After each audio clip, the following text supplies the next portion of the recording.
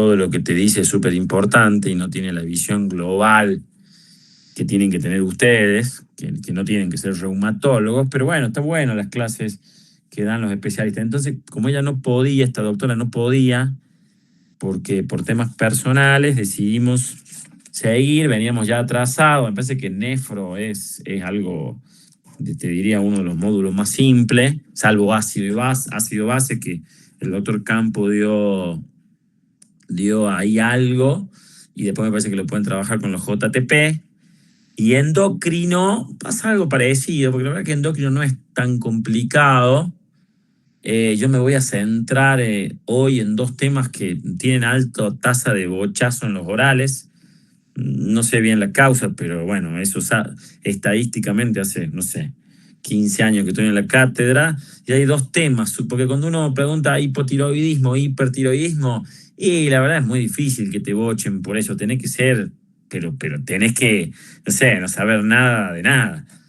En cambio, cuando preguntamos estos dos temas que vamos a ver ahora, que incluso uno está medio descolgado, porque la semana que viene, el lunes, la doctora Páez le va a dar hipo e hipertiroidismo, y después va a venir la doctora Miranda, que es diabetóloga, y les va a dar diabetes, y probablemente le dé parte de lo que yo le voy a dar ahora, que son las complicaciones agudas, o sea, básicamente cetoacidosis diabética y coma hiperosmolar.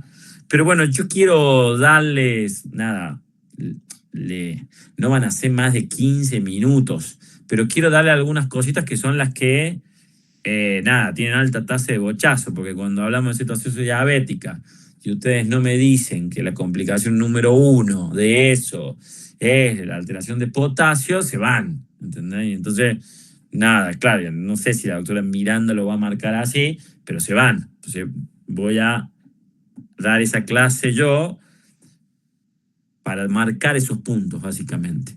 Y después sobre glándula suprarrenal también, porque también tiene una alta tasa de bochazo. Yo les pasé al grupo, espero que lo vean. Yo sé que la medicina cambió, que el estudio cambió, que probablemente, bueno, ya veo esa consulta que me hacen. Probablemente las cosas cambiaron con la inteligencia artificial. Yo estoy súper a favor de la inteligencia artificial. Ustedes van a ser médicos totalmente diferentes a lo que nos formamos nosotros, y no lo dudo. Pero bueno, nada, les hice como una especie armando sobre las clases que armaba, lo armé, digamos, y hay una de las cosas que me parece súper importante que tienen que ver, que es un Word sobre las guías de las pruebas de función suprarrenal. Que no se las voy a dar prácticamente ahora, lo vamos a pasar muy por arriba, porque la idea de la clase es algo general, pero está bueno porque léanlo, porque créanme que sin duda es lo que hay que saber. De hecho, me parece que es más de lo que hay que saber, pero está bueno saberlo. Y ahí está perfectamente bien cuáles son las pruebas todas, que las vamos a nombrar, pero ahí la tienen explicada detalladamente, la prueba del protocolo de Lidl, la de... Bueno, ya la van a ver y van a ver que está buena. Bueno, acá hay buenas tardes, una consulta, doctor. ¿Esta clase la sube? Sí, porque se está grabando en estos momentos. La puedo subir. La puedo subir. Igual también ahí jugando con inteligencia artificial, con las mismas diapositivas que le voy a mostrar, hice una especie de explicaciones de video. A mí me parecen que están bastante, yo la verdad que eso no lo tenía cuando era estudiante, me parece que está bastante claro. Pero la subo, sí la subo porque se está grabando, o sea que no hay ningún problema, la van a tener. Bien, dicho esto, voy a empezar con la primera, absolutamente descolgada, pero bueno, créanme que lo creo importante, por eso lo hago.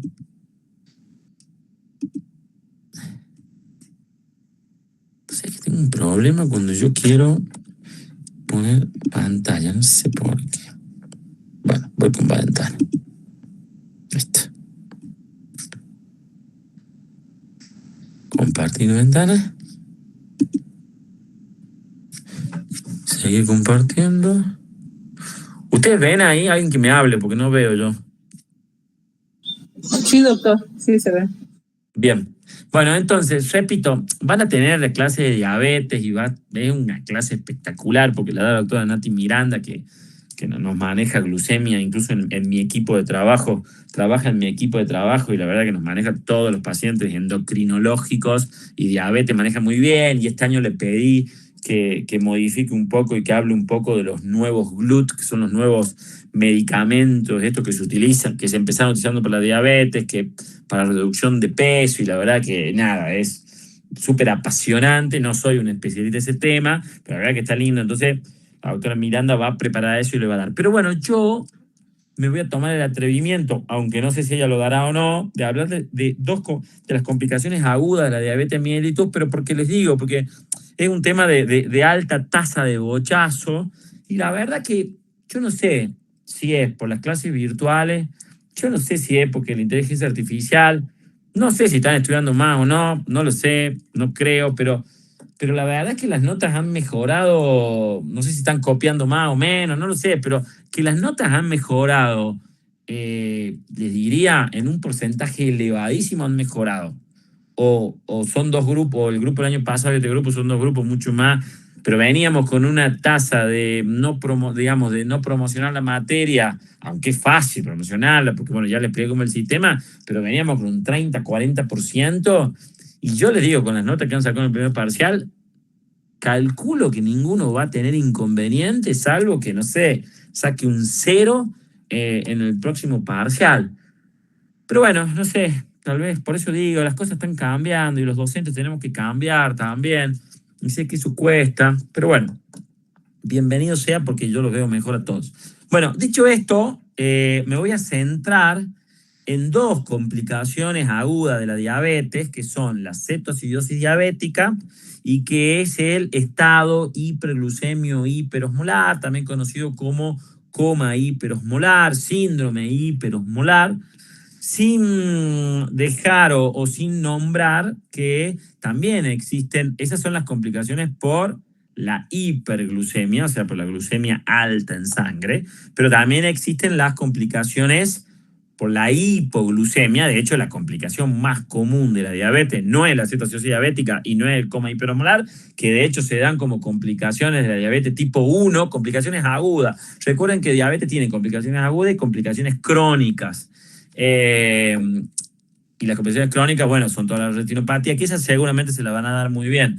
Todas las vasculares, las cardíacas, etcétera, etcétera. Bueno, esas son las complicaciones agudas, que la cetoacidosis diabética no es la más común, se da más en la tipo 1, el coma hiperosmolar tampoco es tan común, que también se da en la diabetes tipo 1, o más en la diabetes tipo 1, pero después están las complicaciones de la hipoglucemia, por niveles bajos de glucemia, y ahí son dos. La hipoglucemia, que sí es la más común de todas las complicaciones agudas de todas las diabetes, tipo 1 y tipo 2, y la acidosis láctica, que también es una complicación que se ve como regla general o como definiciones generales. La cetoacidosis diabética, la glucemia generalmente está por encima de 250 miligramos por decilitro. Recuerden que hoy el diagnóstico de diabetes se hace cuando la glucemia está por encima de 110.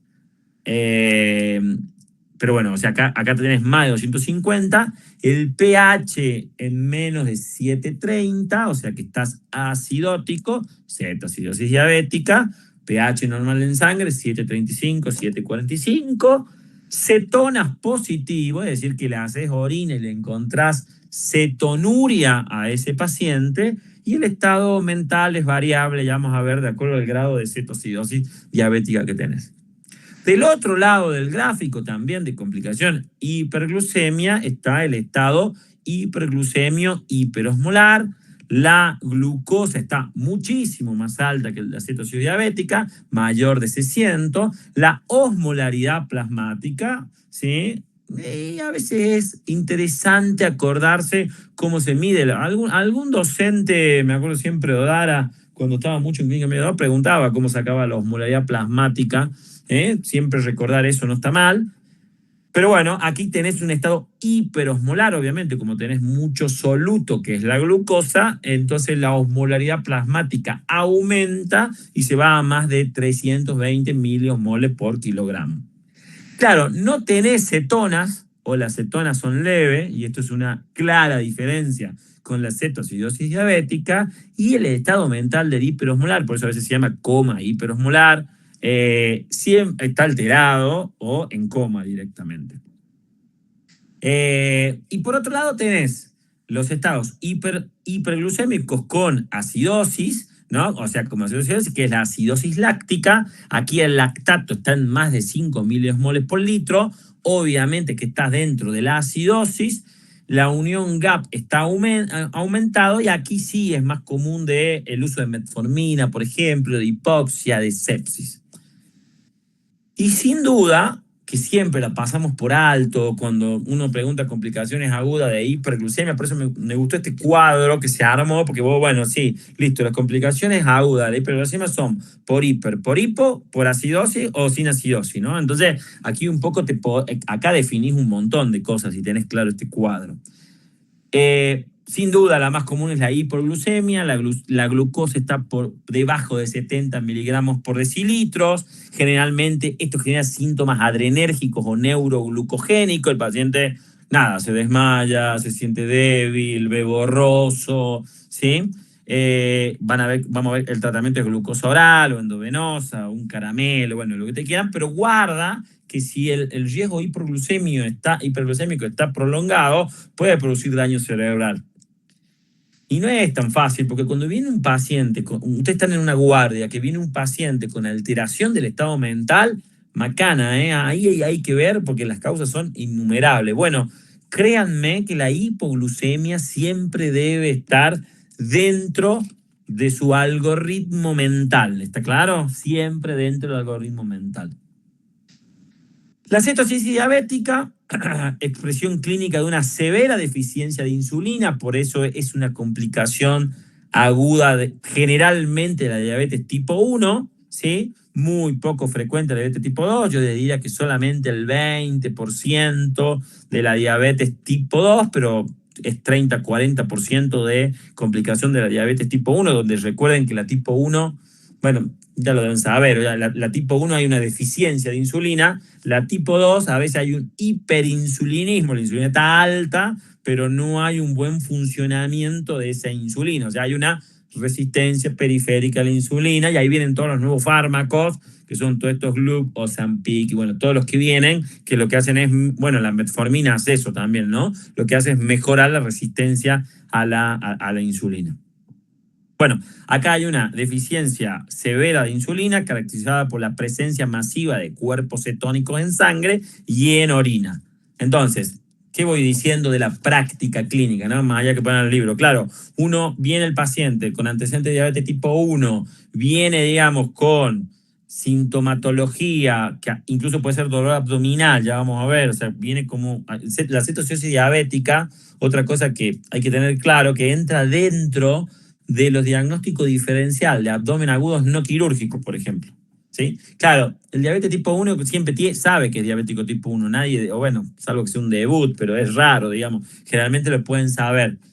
Pero lo que quiero decir es que uno agarra, le saca sangre o le pone el glucotex, o sea, le pincha el dedito, que está en todas las guardias y no hace falta tener gran complejidad, estén acá o estén en Malanzán, no sé, o en donde sea del interior. Entonces ven que tengo una hiperglucemia de 300, le saco orina, la orina también se puede analizar rápidamente en una guardia con tiritas radioactivas, donde vos puedes medir la cetona, pumba, y a partir del color que te marca cetonas elevadas, listo. Entonces ya tenés hecho el diagnóstico simplemente de cetoacidosis diabética. ¿Y por qué doy esta clase? Porque cuando vos, primero porque lo tenés que pensar, y segundo porque el tratamiento de la cetoacidosis diabética, si lo tratas mal, el paciente se muere en poco tiempo. Por eso es un motivo de bochazo, no porque se mueran los pacientes, sino es un bochazo cuando uno está en un final y mete la pata. Bueno, entonces, fisiopatológicamente, ¿qué pasa con la cetoacidosis diabética? Hay un déficit de insulina, hay un exceso de hormonas catabólicas y eso lleva a toda la alteración, digamos, de todo el organismo. Hiperglucemia, la hiperglucemia te lleva a una diuresis osmótica y hay deshidratación.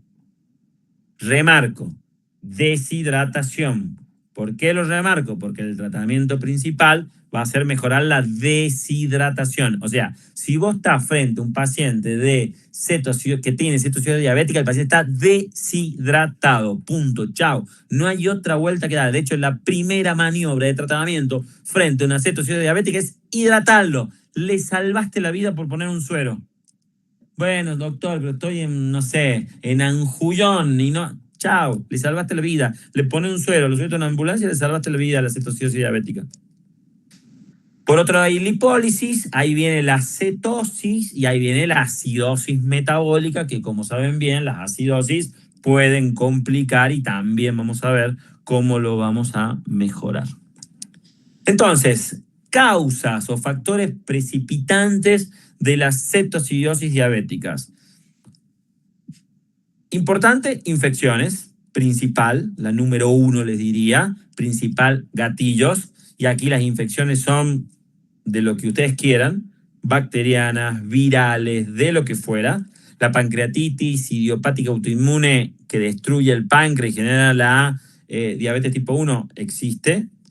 Insuficiencia de insulina, tratamientos irregulares, fallo de la terapia exógena, diabéticos sin diagnóstico previo, estrés y trauma, ojo, infarto de miocardio, cirugía, embarazo, feocromocitoma y síndrome de Cushing, que vamos a ver en la próxima clase, también está como causa.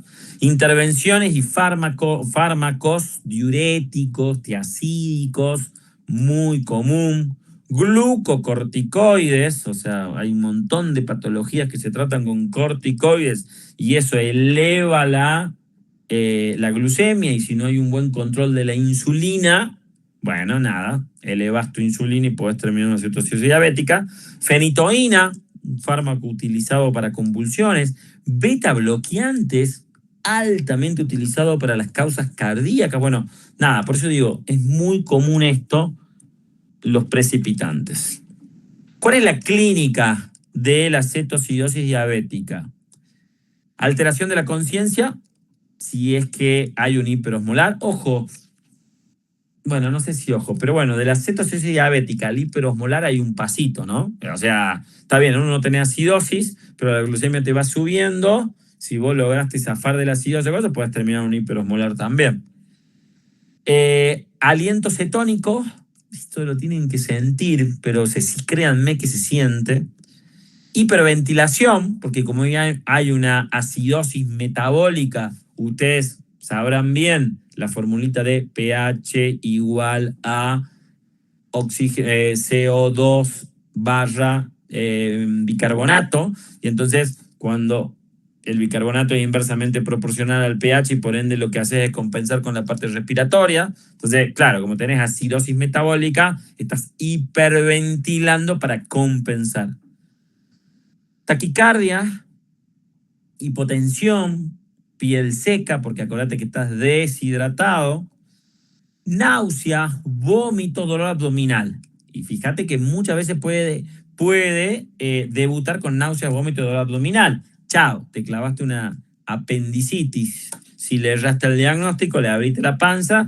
Bueno, nada, obviamente que primero tenés que medir la glucemia. Digo esto porque la cetosis diabética incluso se pregunta en exámenes de residencia, ¿no? Dentro de los cuadros de abdomen agudos, que existen quirúrgicos y no quirúrgicos, créanme que el número 1 que siempre está es la cetoacidosis diabética.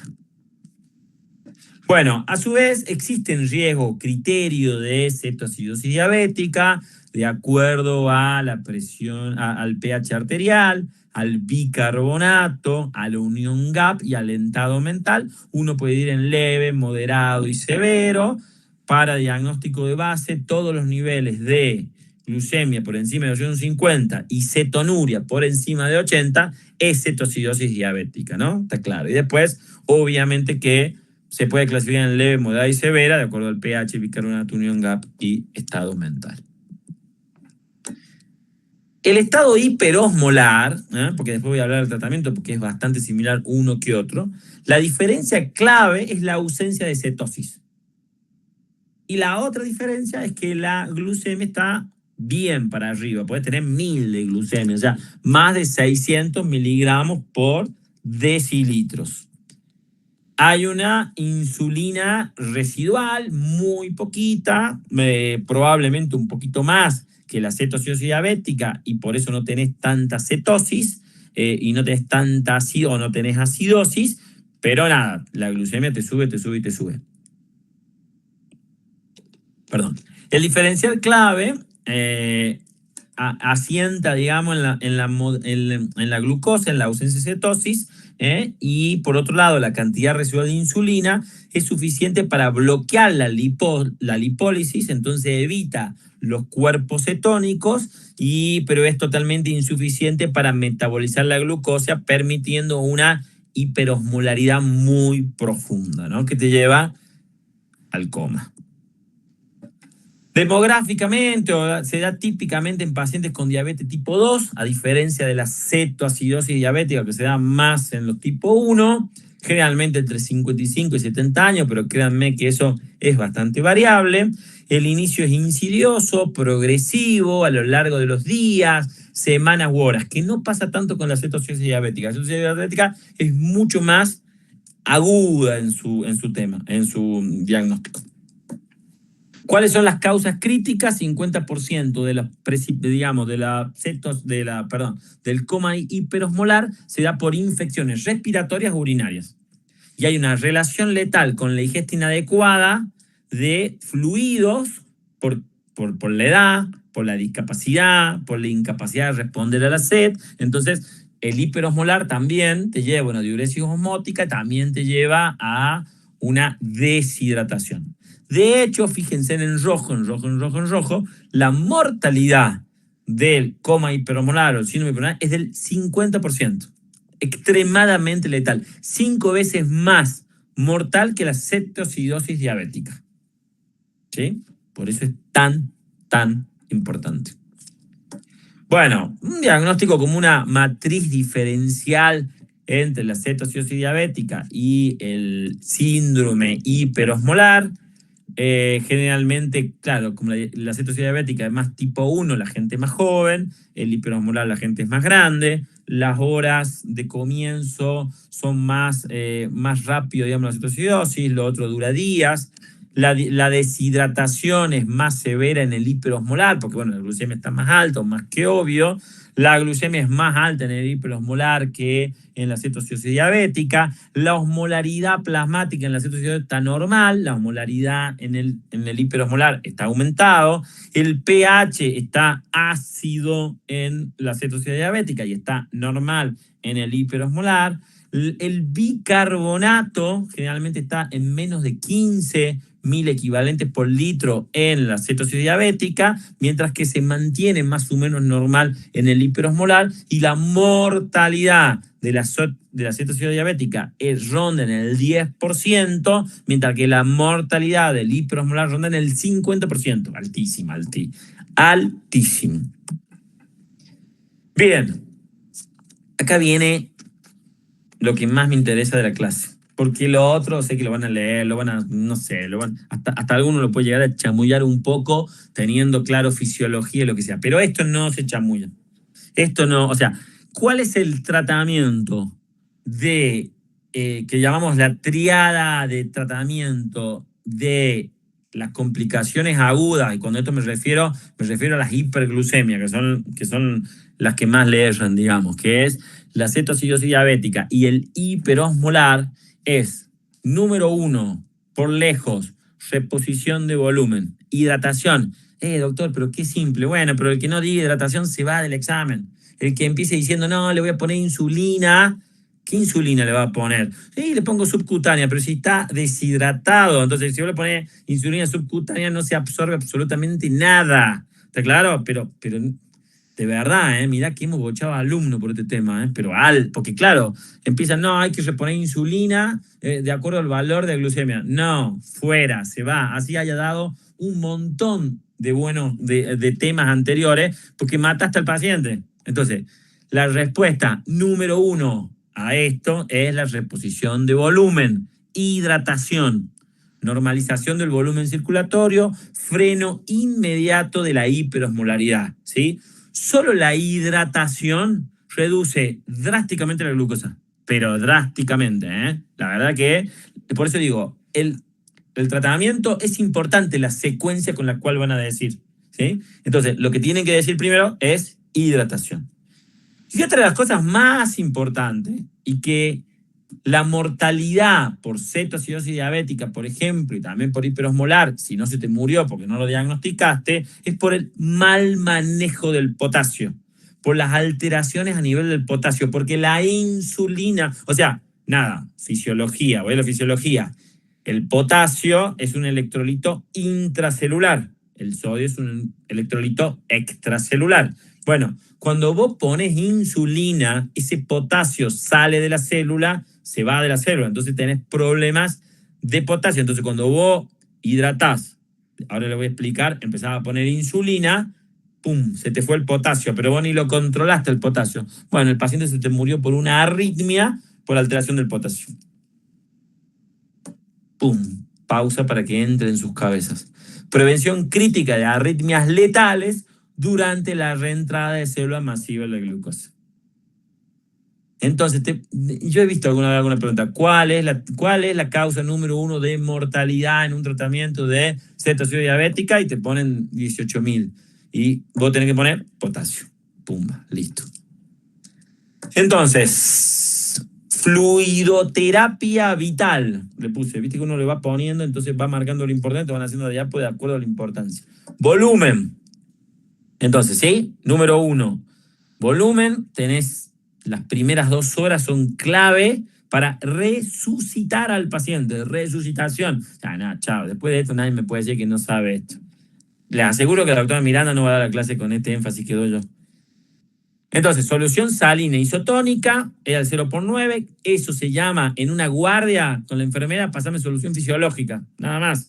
No le van a pasar una dextrosa porque hay que bajar. O sea, vos en una guardia tenés 2 sueros. Solución fisiológica, que es esto, solución salina isotónica al 0.9. Se llama así técnicamente, pero la enfermera y todo lo conoce como solución fisiológica. Y tenés dextrosa. Bueno, nada, chau, la dextrosa la descartas. La dextrosa la pedís cuando tenés una hipoglucemia. Ahora pedís solución salina, solución fisiológica si querés. Y empezás a infundir en forma rápida, 500 a 1000, cada suero tiene 500, empezás a infundir. Bien, el punto de inflexión es cuando la glucemia baja a menos de 250 miligramos por decilitro. Y la fase de mantenimiento, ahí sí tenés que empezar a ver qué glucemia tenés y ahí sí tenés que empezar, a lo mejor empezar a usar suero glucosado, permitiendo mantener una infusión de insulina para aclarar cetonas sin provocar hipoglucemia severa, ¿no? Porque, bueno, empezás a poner insulina, entonces la glucemia empieza a irse para abajo, entonces no tenés que entrar en hipoglucemia, pero bueno, ya lo salvaste. En la fase de mantenimiento ya está, aparte ya tenés 3 médicos al lado, ya pudiste ver, ya pudiste meterte en ChatGPT y preguntarle 200 veces qué tenés que hacer. Por eso la respuesta que tiene que salir en forma natural frente a esto es hidratar. La insulina, primero, no lo puse acá, bueno, ya para la próxima lo agrego, no debe ser subcutánea en un primer momento, porque como vos estás deshidratado, tenés un paciente deshidratado, hay una vasoconstricción periférica, obvio, fisiológica, entonces la insulina debe ser endovenosa, punto número 1. Se hace una infusión continua de insulina. Nadie les va a preguntar la dosis, pero para aquel que lo quiera saber, es 0.1 unidades por kilo por hora del paciente. Mantener una infusión adecuada. Bueno, controla en 2 horas. Si descendió menos del 10, hay que ver qué valor basal tenías, ¿sí? Si hay un descenso de más de 100 miligramos, o sea, tenías 400, te bajó a 300, lo que fuese, o más del 10%, bueno, ahí ya podés mantener una infusión adecuada. Si no te 2 horas, por eso es que no hay que apurarse. Si no es así, pues tenés que duplicar la dosis de insulina inmediatamente. Una transición segura es, al alcanzar 250 miligramos por decilitro de glucemia, iniciar un esquema ahí sí de insulina subcutánea cada 4 a 6 horas, ¿no? Una vez que ya el paciente lo tenés hidratado, con una glucemia de menos de 250, nadie va a hacer una complicación de cetosis diabética si tiene 210, ¿no es cierto? Está claro eso, ¿no? Tenés que tener más de 250. Cuando ya tenés menos de 250, ya te podés relajar y ya podés usar un esquema subcutáneo de insulina. Bueno, pongo esto porque, bueno, repito, es lo que probablemente más me interese de esto, ¿no? O sea, biológicamente, la paradoja del potasio, eje 3, por eso lo puse así.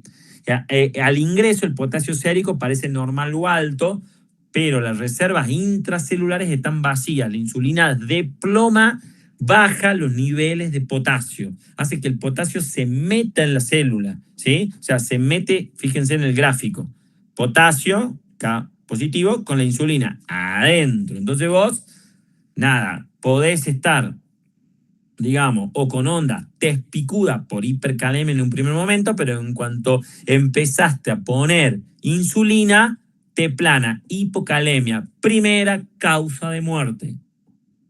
¿Sí? Primera causa de muerte, el mal manejo del potasio.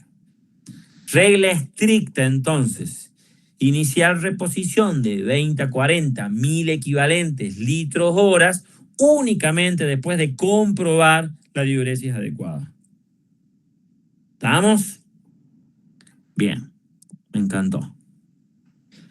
Restricción de bicarbonatos, criterio de resolución, ¿sí? Precaución, el uso de bicarbonato es altamente restringido, hay como un umbral estricto, solo usar si, claro, porque otra, pero eso ya es también después, ¿no? Después de un rato, ¿no? En la cetosis diabética, si estás muy acidótico, podés reponer bicarbonato, poner bicarbonato, sí, es verdad, pero para poner bicarbonato, el pH arterial, de vuelta, normal, 735, 745, normalmente en la cetoacidosis ese pH nunca está por debajo de 7, pero si por esos motivos el pH está por debajo de 7, menos de 6.9, es una indicación de poner bicarbonato. Riesgo severo de acidosis intracelular, paradójica y edema cerebral si usas indiscriminadamente, ¿no? O sea que, otra pregunta, ¿cuándo usás bicarbonato o cuándo tenés indicación de uso de reemplazo de bicarbonato en un paciente con cetosis diabético? Respuesta del alumno: no hay que usarlo indiscriminadamente, solamente cuando el pH está por debajo, quiere decir 7, ideal si dicen 6.9, pero bueno, ya no leer. Profe. Sí, te escucho. ¿Qué hace? ¿La insulina hace que el potasio salga de la célula o se meta dentro de la célula? La insulina hace todo un caos potásico, te diría.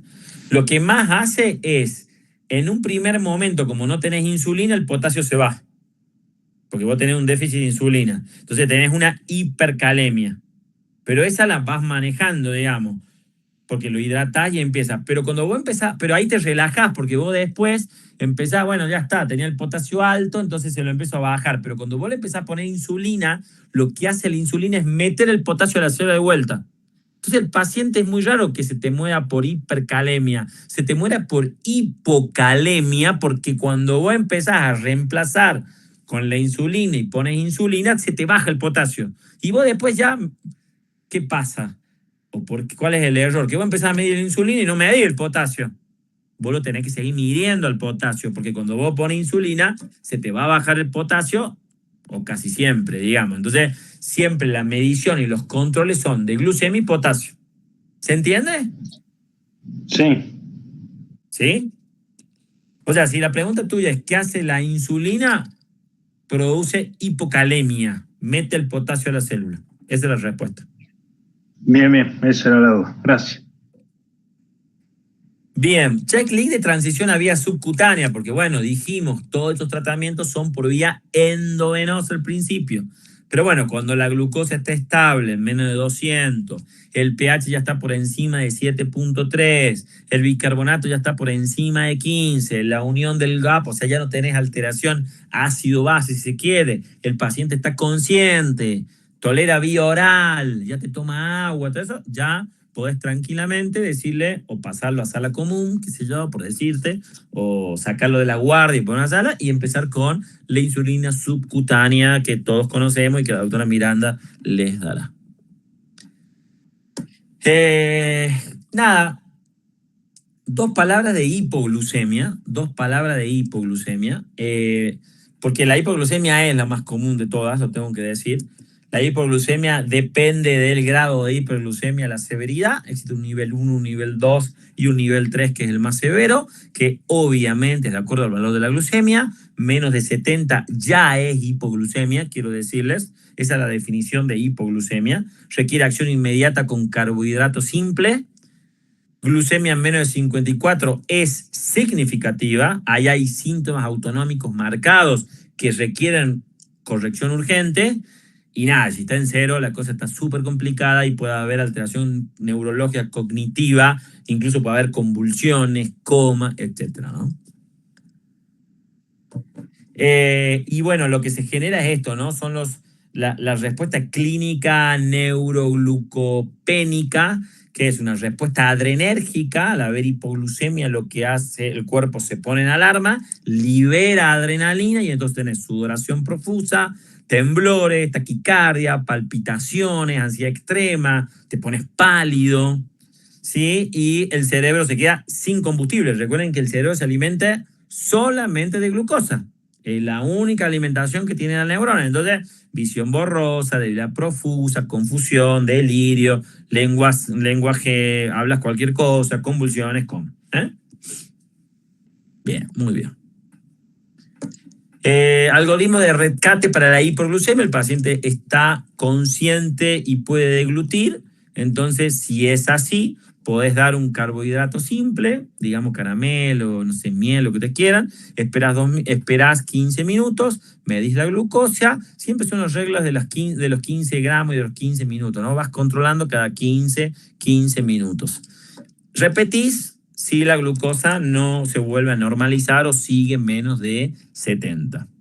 Si el paciente está inconsciente, claro, no te va a comer un caramelo ni nada, entonces hospital, y ahí sí usas dextrosa, ¿sí? Y la dextrosa máxima que viene es al 50%, o sea, de vuelta, hidratación endovenosa con dextrosa en bolo rápido. Y si estás en tu caso, el glucagón viene en inyectable para la gente que hace hipoglucemia severa, pero bueno, eso ya son diabéticos conocidos. Recuerden que, bueno, sí, yo creo que lo saben, pero bueno, por duda, recuerden que la insulina, existen medicamentos, hormonas hipoglucemiantes y medicamentos, no olvídense medicamentos, y hormonas hiperglucemiantes, ¿no? Adrenalina, glucagón, ¿verdad? Son hiperglucemiantes, insulina es hipoglucemiante. Es muy difícil saber clínica médica 2 si no sabes fisiología, eso lo digo siempre. Bueno, y la otra complicación que se le di es la acidosis láctica, que tiene criterios bioquímicos clásicos. El lactato sérico tiene que estar por debajo de 5 miliosmoles y obviamente como está bajo, digamos, el lactato, está el pH bajo, ocurre en ausencia de cuerpos cetónicos masivos. Generalmente hay hipoxia tisular, una producción masiva de lactato. Recuerden que, no sé, un ejemplo de aumento del lactato es cuando hacemos ejercicio, porque hay hipoxia tisular. Lo que pasa es que esto se va mucho más allá. ¿Por qué digo esto? Porque uno de los medicamentos más utilizados en el día de hoy para la insulinoresistencia es la metformina. Y la metformina tiene un peligro crítico en pacientes con insuficiencia renal.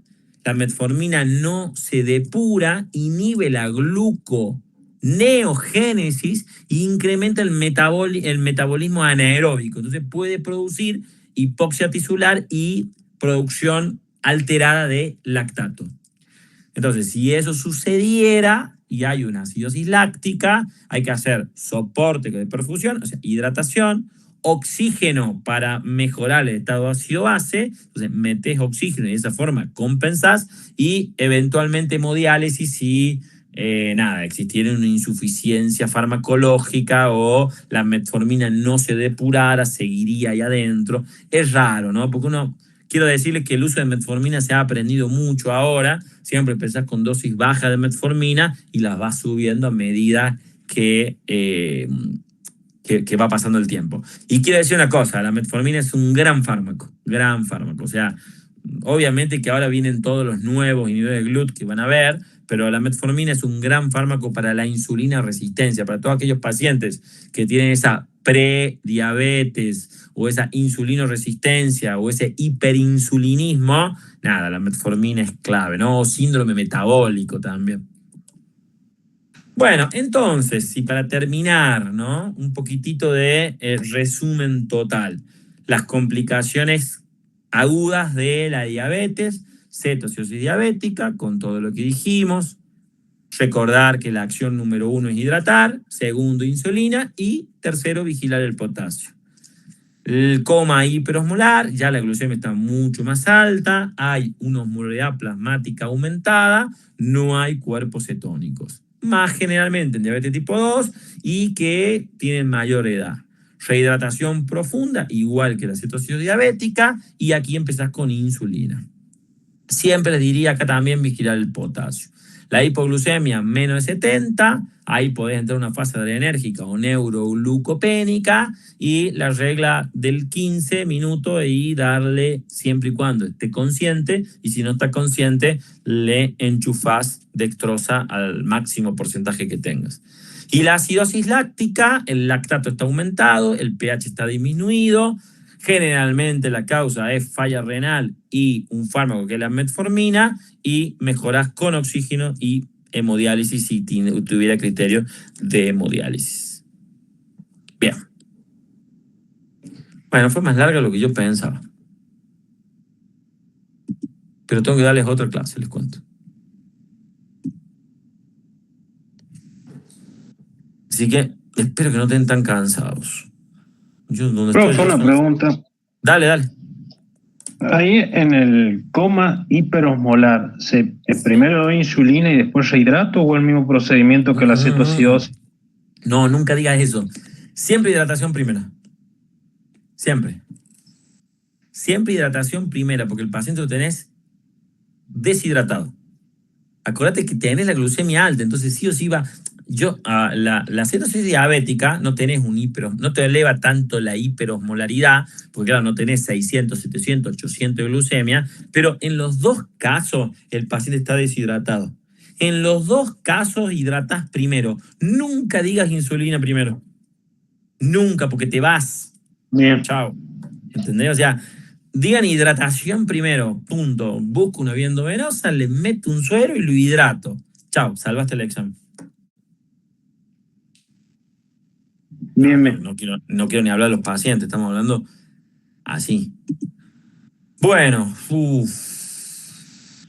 vamos a hablar algo de, aunque pueden ver todo lo que les mandé, pero vamos a hablar algo de suprarrenal. ¿Cómo le agarro esto siempre? Tingui. Ventana. No, ¿por qué pongo eso? Compartir ventana. Ahí está. No, esto no es. Oh, qué chofto. Este es. Ahí está.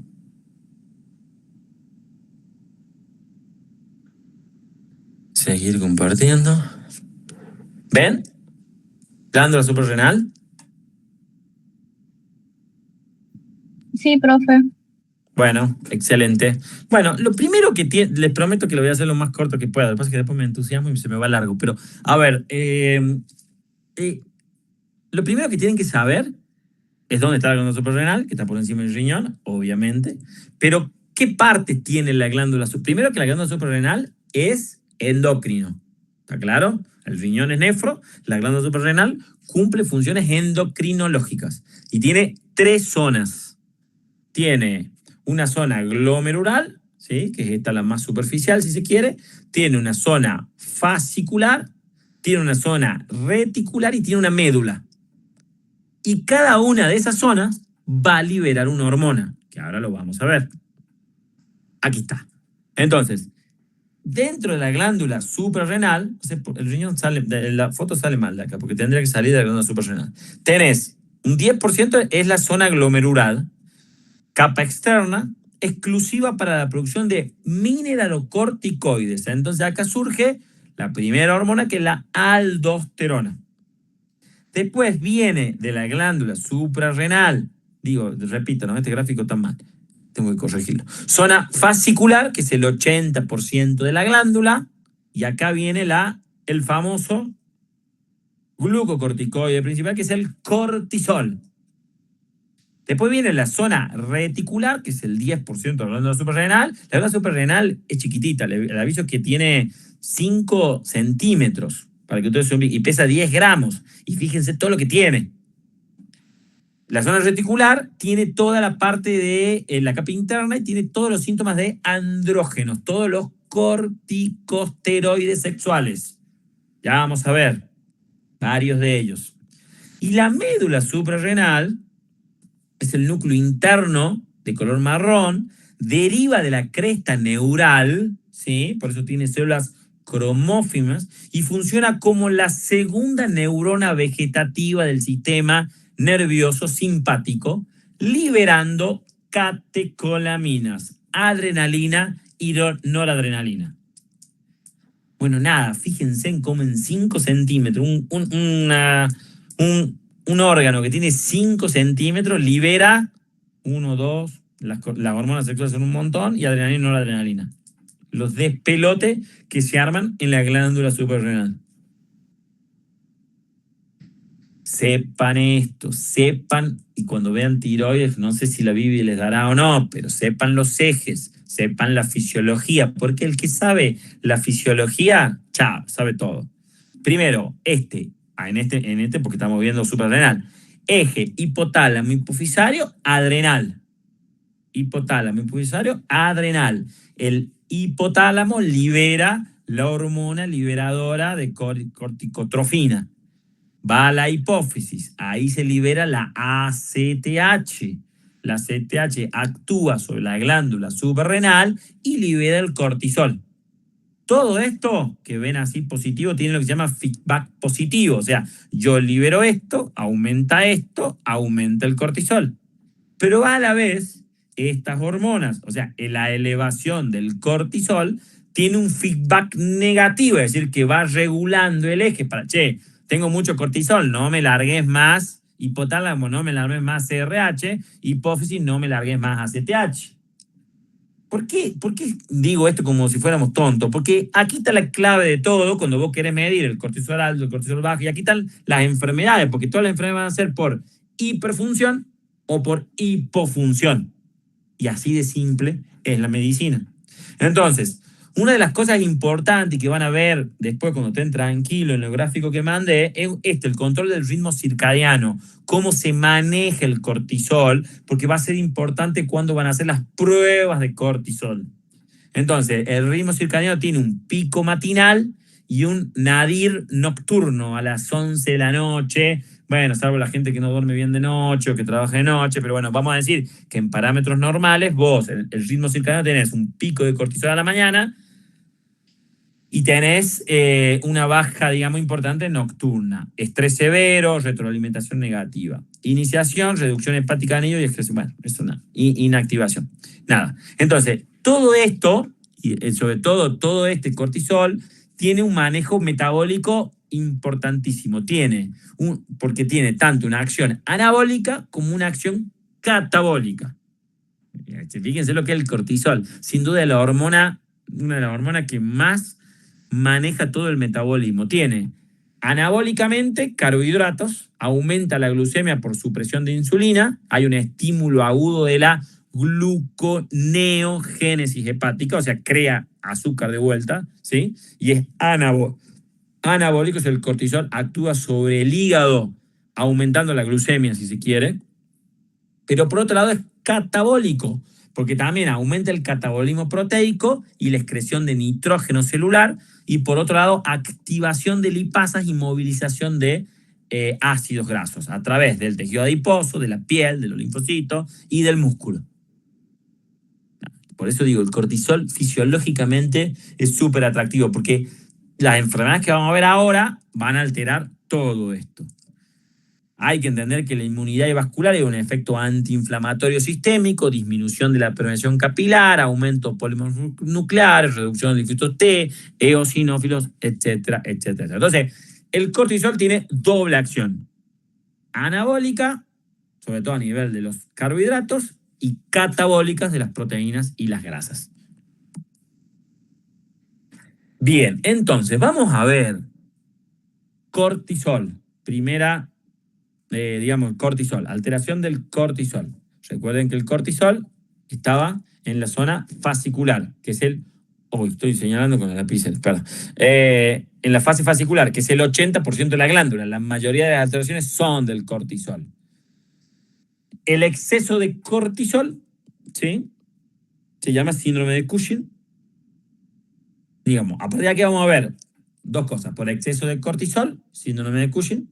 Por déficit de cortisol, síndrome de Addison. Para que ustedes se vayan poniendo, para que vayan entendiendo. Exceso de cortisol, clasificación fisiopatológica, el punto de ruptura del eje determina el fenotipo clínico y el manejo. O sea, lo que sucede en el Cushing o en el exceso de cortisol es que puede ser de dos tipos. Dependiente de ACTH, hay una falla superior, el problema está allá arriba, o independiente de ACTH, hay una falla local o externa de la glándula suprarrenal. Recuerden el eje nuevamente.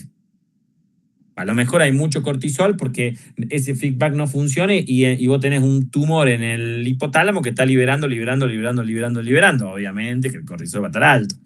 Bueno, entonces, dependiente de ACTH, enfermedad de Cushing, esta es la enfermedad de Cushing propiamente dicha, ¿sí?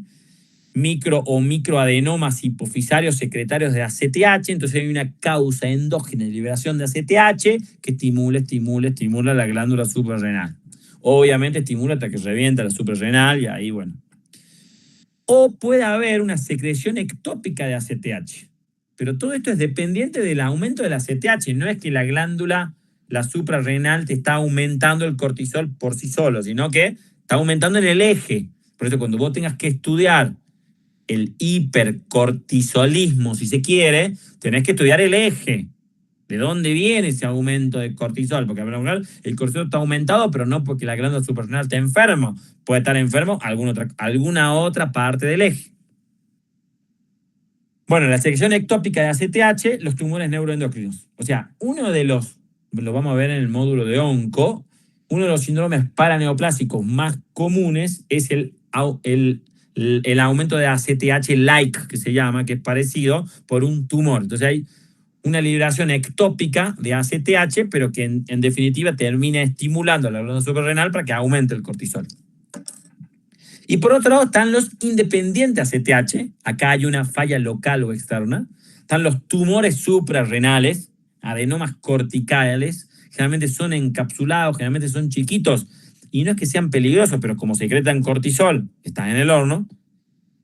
Carcinomas que secretan cortisol automáticamente, causan atrofia o corteza adyacente. Está la hiperplasia cortical bilateral. Hay un engrosamiento difuso y medular de la zona fosicular y reticular que aumenta la liberación de cortisol. Y acá está la más común de todas. La causa global más frecuente de hipercortisolismo es el iatrogénico, si se quiere. O sea, es el que medicamos con corticoides, a veces porque no queda otra, ¿sí? Y entonces se forma el síndrome de Cushing iatrogénico, que es el farmacológico. Corticoides, todos los corticoides que ustedes quieran, prednisona, metilprednisona, no sé, dexametasona, todo. Bueno, es la causa global más frecuente de hipercortisolismo, que es lo mismo que decir síndrome de Cushing. Bueno, estas son las manifestaciones clínicas del hipercortisolismo, o sea, tener cortisol aumentado en sangre, ¿estamos? La clínica es una consecuencia directa del exceso metabólico y catabólico. Entonces, nada, un montón. Cara en luna llena, ¿sí? O sea, el paciente que está con un síndrome de Cushing con exceso de cortisol, y aquí no hay diferencia si es porque está tomando corticoides o porque tiene un tumor en la glándula suprarrenal o porque tiene un adenoma hipofisario que está liberando ACTH, ¿no? O sea, la clasificación que le di, la clínica es exactamente la misma porque la consecuencia es el cortisol aumentado y todos los problemas fisiológicos que produce ese cortisol aumentado. Cara en luna llena, el metabolismo óseo se altera, hay osteoporosis severa por inhibición osteoblástica, hay un efecto mineralocorticoide cruzado, porque claro, vos liberás cortisol, pero también liberás aldosterona porque está al lado, es tan chiquitito, entonces hay una retención de sodio aguda y resulta muchas veces en aumento de ese eje aldosteronismo, renina, angiotensina, aldosterona, perdón, y entonces terminas también con hipertensión arterial. Hay metabolismo glucídico, 20 a 40%, hay resistencia a la insulina progresiva y peor una diabetes tipo 2. Hay trastornos menstruales, casi en el 80% de los pacientes, susceptibilidad a infecciones e inestabilidad psiquiátrica. Bueno, el metabolismo óseo dijimos que se altera. En la piel y el tejido conectivo, hasta un 75%. Existen estrías púrpuras anchas, fragilidad capilar, equimosis, acné, hirsutismo, aumenta el vello hasta un 75%. Estas estrías que le puse en la foto, estas estrías se generan por catabolismo proteico, por ejemplo.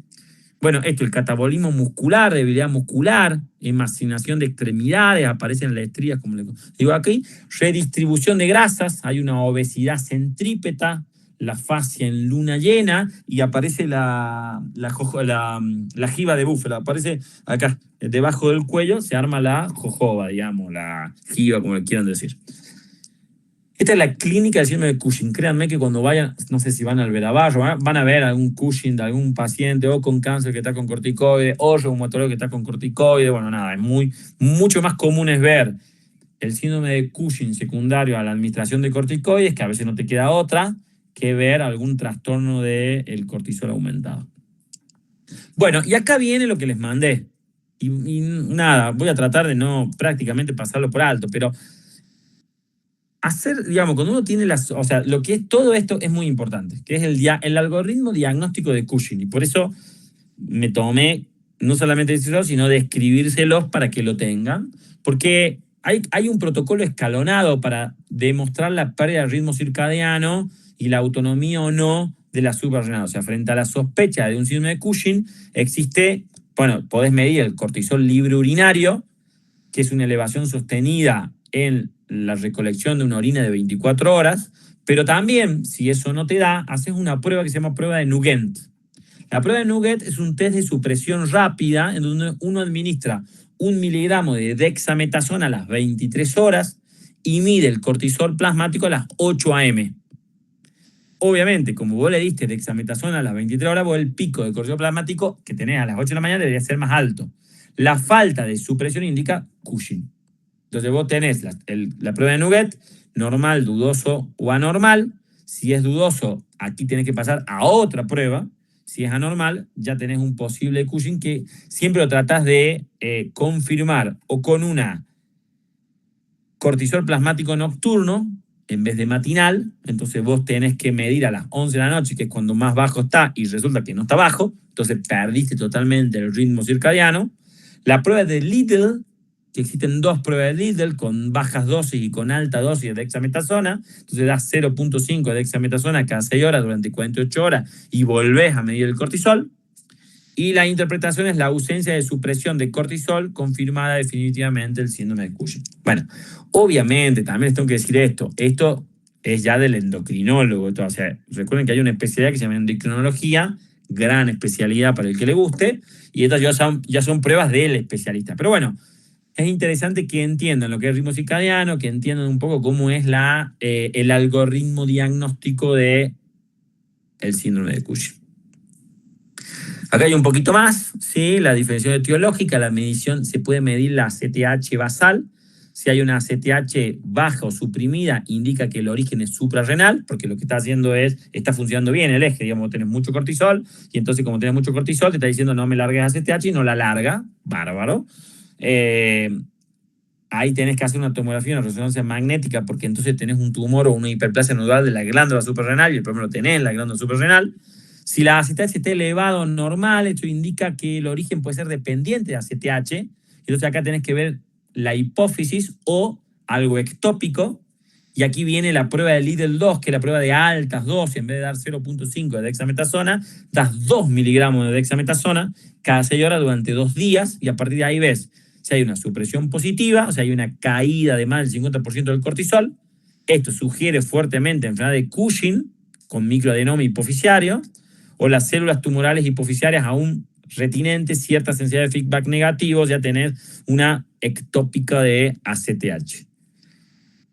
Guarda con el tumor hipoficiario. Acá el diagnóstico de tumor hipoficiario es con imágenes también, y se hace una resonancia magnética de la silla turca. Recuerden que la hipófisis está en la silla turca. Y si hay falta de supresión, sugiere secreción ectópica. ¿Alguien dijo algo? Bueno. Profe, disculpe, yo le quería hacer una pregunta. Dale. Disculpe que lo moleste. No me molesta. Cuando hacemos o sea, tenemos una sospecha diagnóstica de un paciente con Cushing, ¿cuáles serían las pruebas fundamentales, no como endocrinólogo, sino como Estas. guardia, digamos, que se hacen No, mínimamente antes de realizar un estudio de imágenes, digamos? No, ninguna. Ninguna. Si Bien. vos me preguntás cuáles son las pruebas en una guardia, ninguna. O sea, el diagnóstico de Cushing lo vas a hacer por la clínica. Clínico, digamos. Por Claro. esto. Bien. Igual nadie se va a internar por un Cushing, porque el Cushing es un proceso crónico. Vos, o sea, no, el Cushing no es ninguna urgencia médica. Vos no te va a llegar a la guardia porque está hipertenso, por ejemplo, o porque está Claro. hiperglucémico. Y ahí vos sí te puedes dar cuenta, che, este paciente tiene la cara media anchita. Usted era así, no, me puse así. Y le va a ver jojoba, y la va a revisar y va a ver que tiene estría. Entonces, y usted toma corticoides. No tomo corticoides. Upa, y entonces ahí vas a empezar a pensar en el eje, y vas a empezar a pensar, y capaz que termina, no vos, pero bueno, ya pasando a ser diagnosticando un tumor hipoficiario que libera CTH. Pero claro, las pruebas que vos me preguntás, no, ya son pruebas para justamente estudiar el eje y ver de dónde viene ese hipercortisolismo, o sea, ese Cushing, de dónde viene. Pero no, ninguna de estas las hacen en la guardia. Ninguna de estas las hace en un consultorio clínico. Esto lo hace el endocrinólogo ya para estudiar el eje. Bien, y la última, con el tema de habló de la iatrogenia por corticoides, ¿ese se soluciona eliminando el tratamiento o hay Sí, un pero a veces no proceso ya podés. de... Nosotros, por Claro, ejemplo, los pacientes oncológicos los tenemos con Cushing. Cuando son metastásicos, con metal cerebral, de tener corticoides, te come el Cushing. claro. O sea, le controla la hipertensión, le controla la glucemia, pero cuando digo iatrogénico no digo que sea un error médico, es que nada. Un paciente que te viene con una vasculitis, para darte otro ejemplo, ¿no? Que es una inflamación de los vasos sanguíneos. Tratamiento, corticoides. Corticoides cuando 3 meses. Obvio que lo va a tener en Cushing. Olvídate, lo va a tener en Cushing. Ya está. Tenés que controlar el Cushing o controlar la hipertensión, la diabetes, el catabolismo, decirle cómo comer, pero lo va a tener. Bueno, la causa número 1 de Cushing es farmacológico. Después vienen Perfecto. aquellos inmunosupresores no corticoides, que posiblemente lo puedan ver, que se utilizan en artritis reumatoidea, en oncología no, en oncología usamos corticoides porque necesitamos desinflamar, pero vienen algunos antiinflamatorios, sí, algunos inmunosupresores, porque hay que ver si el corticoide lo estás usando para inmunosuprimir o o como antiinflamatorio, porque son los antiinflamatorios más poderosos. Bueno, nada, vos no vas a Bien. ver un Sí, sí, me paciente quedó claro. Claro, bueno, vos no vas a ver un paciente Gracias. trasplantado de riñón que no tenga Cushing, no, olvídate, no lo vas a ver, le vas a ver la cara de Lucan lleno, te vas a dar cuenta desde la esquina. Bien, gracias. Bueno, otra de las cosas interesantes, bueno, o todo lo que pasa en la farmacoterapia del Cushing, de la bloqueo de la línea de producción, es cómo, digamos, cómo tratás el Cushing en sí. Obviamente, esto tampoco es para alumnos de clínica médica, pero bueno, vos vas bloqueando de acuerdo a los mecanismos de acción y el control médico de dónde vas tratando. Y yo, en realidad, hice esta diapositiva porque lo que yo quiero que ustedes vean acá, más allá de saber del fármaco, que no me interesa que sepan el fármaco, es cómo el colesterol se termina transformando en pregnolona, y esto se termina transformando en progesterona, y esto se termina transformando en aldosterona. Pero también, desde acá, desde el colesterol, también tenés la 17-hidroxipregnolona, que termina siendo el cortisol.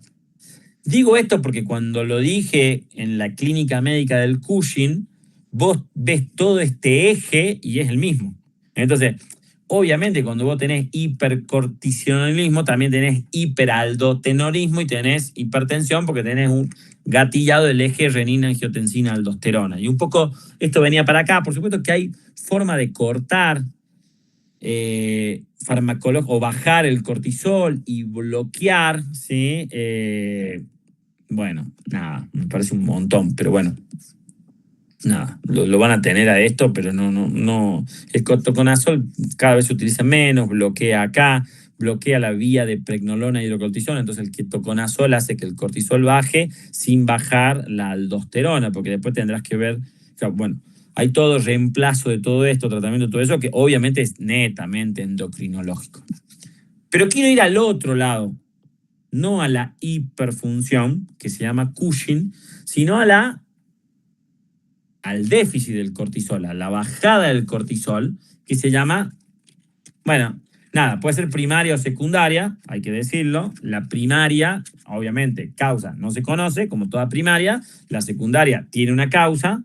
El cortisol está bajo, hay una deficiencia fisiopatológica entre la glándula intrínseca o puede haber un fallo central, pero vos no tenés cortisol. O sea, todo lo contrario al Cushing lo llamamos Addison, ¿sí?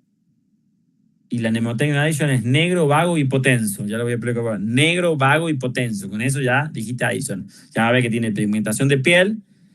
Vago no está vago, pero está asténico porque está hipotenso. El Cushing está hipertenso. Negro, vago e hipotenso. No, entonces lo vago es porque tiene mucha astenia y hipotenso. Bueno, nada, entonces, así como vimos Cushing para arriba, vemos Addison para abajo. Pero en realidad la deficiencia de cortisol puede ser primaria o secundaria. La primaria se llama enfermedad de Addison. Hay una destrucción de la corteza suprarrenal de más del 90%. O sea, esto hay que decirlo, para que vos no tengas cortisol, como se forma tan fácil por toda esa vía hormonal y toda esa cosa, vos tenés que tener destruida la glándula suprarrenal en el 90%. Aquí los niveles de ACTH en la primaria está aumentada porque hay pérdida del feedback, entonces no hay cortisol, entonces se libera el ACTH porque no hay ese feedback negativo, por eso vuelvo a que estudien el eje. Hay hiperpigmentación de la piel porque el exceso de ACTH produce hiperpigmentación. Está destruido el sistema renina-angiotensina-aldosterona, pues está hipotenso, por lo que le acabo de mostrar en esta diapositiva. Los electrolitos, hay alteración de electrolitos de sodio y potasio, hay hiponatremia severa con hipercalemia. Y la verdad es que el Addison común, o sea, la causa número 1 de Addison, que sería la insuficiencia suprarrenal o deficiencia córtico-suprarrenal, generalmente es autoinmunitaria, ¿sí? Casi un 50%. La tuberculosis era una causa muy común en una época. Bueno, ahora está reapareciendo la tuberculosis. Yo todavía no vi una Addison por tuberculosis, pero es cierto que con esta cosa de vacunarse menos desde los chicos, estamos viendo más tuberculosis que veíamos antes.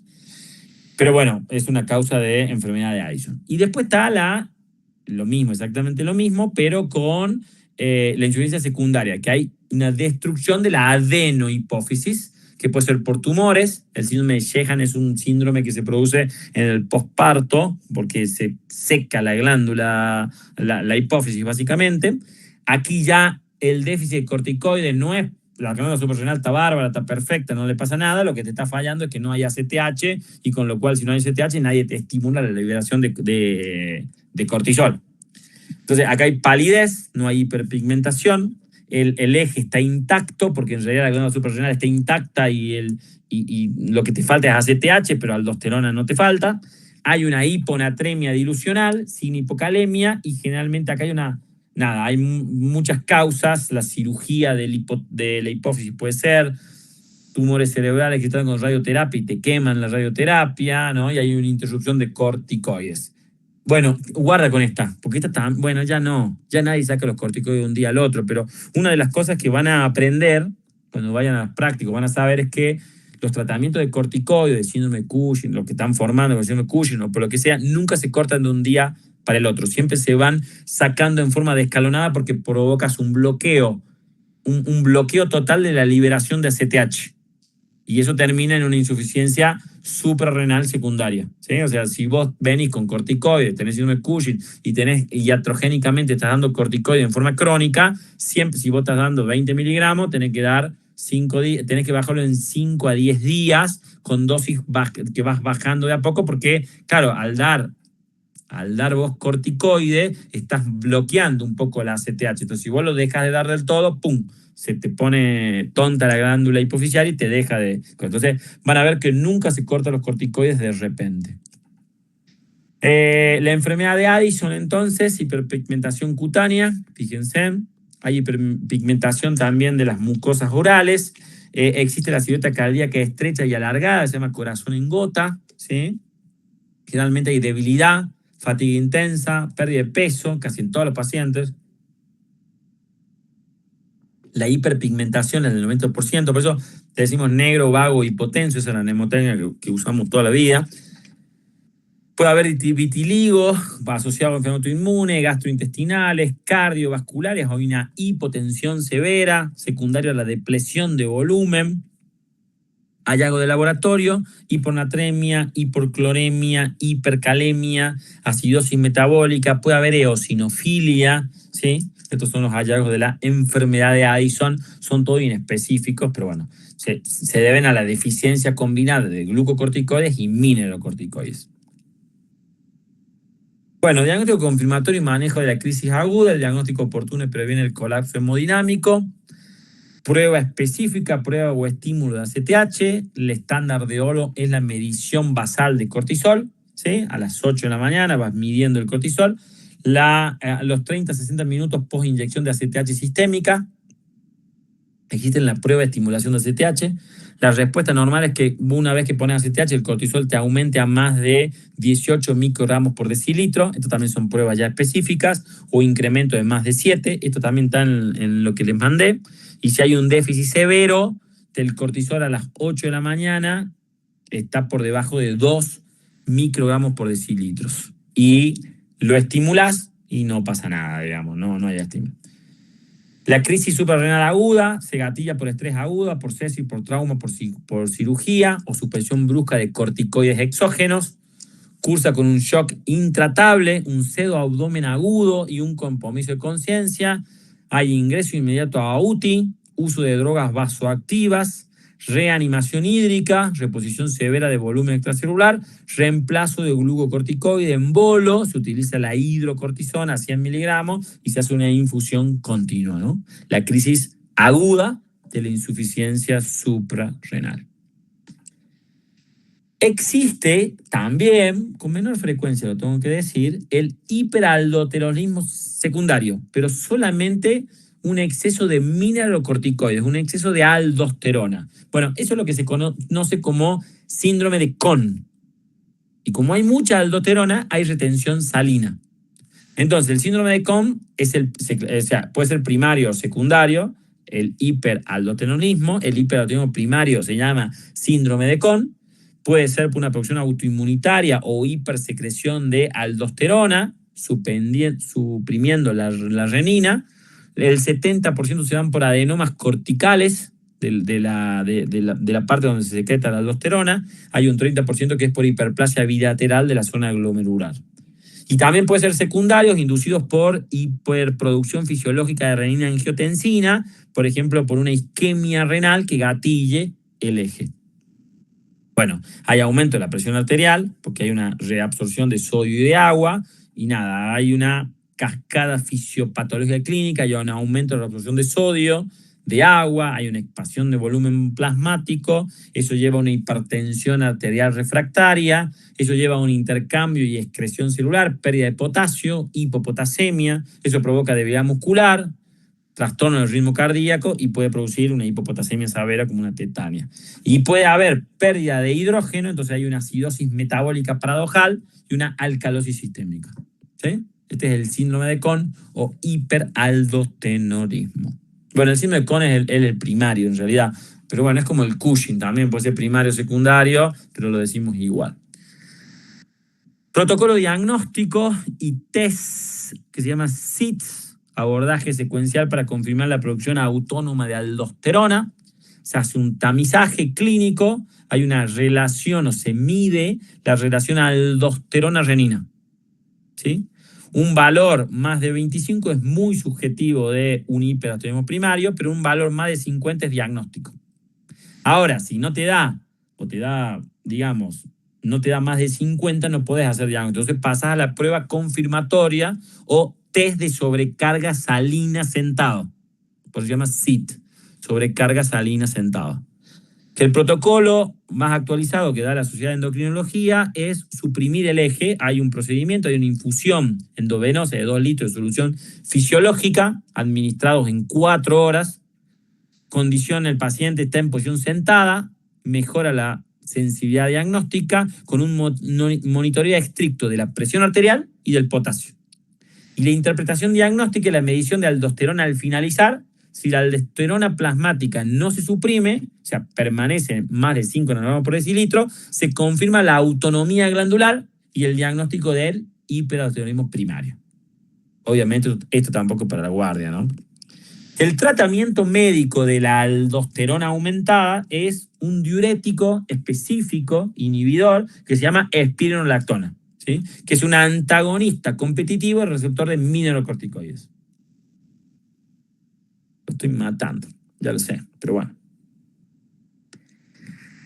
Les prometo 2 palabras de la parte medular de la glándula suprarrenal, porque después nunca llegamos a verla, que es la médula suprarrenal, que es el feocromocitoma, que tiene una regla que es la regla del 10%.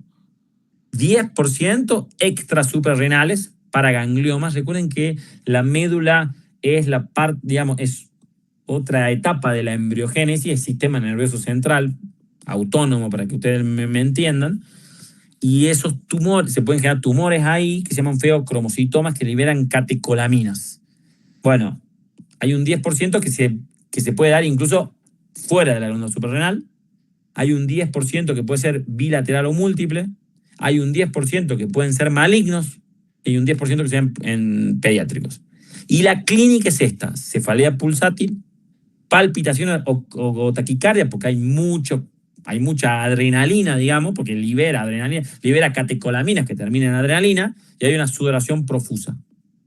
La médula suprarrenal, el sistema de alarma patológico, un tumor neuroendocrino de células cromáfigas, producción de catecolaminas con alta morbimortalidad cardiovascular.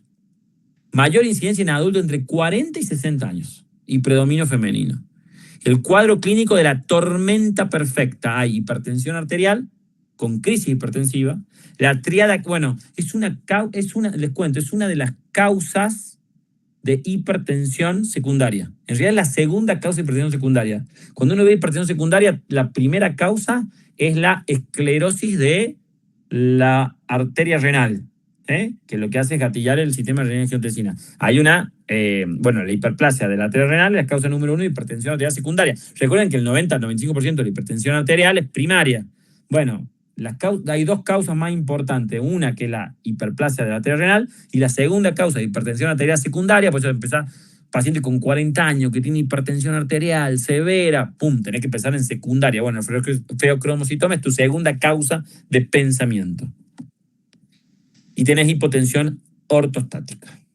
Bueno, estoy matando. Los dejo acá. Chao. ¿Están ahí vivos? Se me alargó. Pensé que era más corta la clase, pero bueno, se va. ¿Qué vas? ¿Y esto? Profe, quiero hacer una pregunta. ¿Puedes hacer una pregunta? Sí, claro, la que quieras. Es de la cursada entera, no de la materia. No, no te entendí. ¿Qué? Es de la cursada la pregunta. Sí, decime. La que quieras, sí, el cursado, lo que ustedes quieran. Claro. ¿Usted había dicho algo sobre promoción al inicio de la clase? ¿O? No existe la promoción. No, mentira. No, lo que quise decir es que es muy difícil quedar libre, que cada vez queda menos gente libre de la materia. No, pero no existe promoción. Todos rinden 2 parciales y 3 al que no saque el 50% de los 2 parciales. Lo expliqué muchas veces. No, perfecto. ¿Lo tenés claro o no? Sí. Sí. Más fácil que... Yo le digo promoción porque no es como una promoción, porque es bastante simple, digamos. De hecho, creo que es la materia más simple de... Pero bueno, nada, lo importante son los finales, ¿no? Siempre recuerden eso. Lo importante son los Profe, en el finales. final, una Perdón, pregunta. Carlos. Sí, dale. Todo esto que habló usted, el diagnóstico, el algoritmo diagnóstico de síndrome de Cushing, de insuficiencia Algoterrorismo. suprarrenal, eso Sí. lo tenemos que, igual de bien, saber lo que es cetoacidosis y toda la cuestión. Y yo te diría que para un horario, o sea, yo no te voy a preguntar la prueba diagnóstica del hiperarteriorismo, pero si yo te pregunto Addison, me tenés que hablar, me tenés que decir. El oral no es lo escrito. Y el problema de Clínica Médica es que el programa es muy extenso y se te puede preguntar de todo. Con lo cual sí, vas a tener que saber, no sé, o sea, pero no todos los errores tienen la misma importancia y no todos generan la misma nota, porque no todos tienen la misma gravedad. O sea, no es lo mismo que yo te haga una pregunta y vos no me contestes cómo confirmás un diagnóstico de hiperatiroidismo primario y vos no me la contesten, porque vos ahí no mataste a nadie, digamos, cuando sos médico. Que vos me digas, y yo le pongo insulina y lo hidrato después, y el potasio, no, qué sé yo, el potasio, no sé, no es lo mismo. ¿Entendés lo que te digo? Bien, bien. Por eso hay gente que se enoja con nosotros porque viene haciendo un examen más o menos bien, porque le hace memoria, y le haces una pregunta. O te doy otro ejemplo muy, muy típico de Bochar. ¿Cómo medir la función hepática? ¿No? Entonces, vinieron con un examen excelente, pero resulta que con las transaminasas miden la función hepática. ¡Pésimo! O sea, no. La transaminasa mide el ISIS. Entonces, cuando vos tenés un error, porque vos acordate que vos después de clínica médica 2 sos médico, o digamos cuasi médico, pero ya no tenés margen de otra materia, ya vas a las prácticas, ya vas a los pacientes. Entonces, en clínica médica 2, el problema que tenés es que tenés ciertos errores, entonces te tenés que ir a tu casa. ¿Y sabes qué? Te tenés que agachar la cabecita e irte a tu casa tranquilo. Enojate si querés, pero nada. Entonces, las clases teóricas nuestras están más apuntadas a que ustedes entiendan cuáles serían los errores graves, a darte todos los teóricos del mundo, que no llegaríamos nunca. Esa es la respuesta que te doy. Bien, bien. Bueno, listo. Chau, chicos. El lunes veo que me diga la doctora Páez a qué hora. Me dijo virtual ya.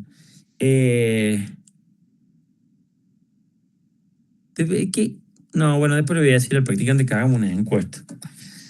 Porque, no sé, para mí son mejores las virtuales que las presenciales, pero bueno, no sé. Capaz que yo me equivoco. Bueno, el lunes hablamos. Dale, cualquier cosa me avisa. Presionen los prácticos para que vean todo esto.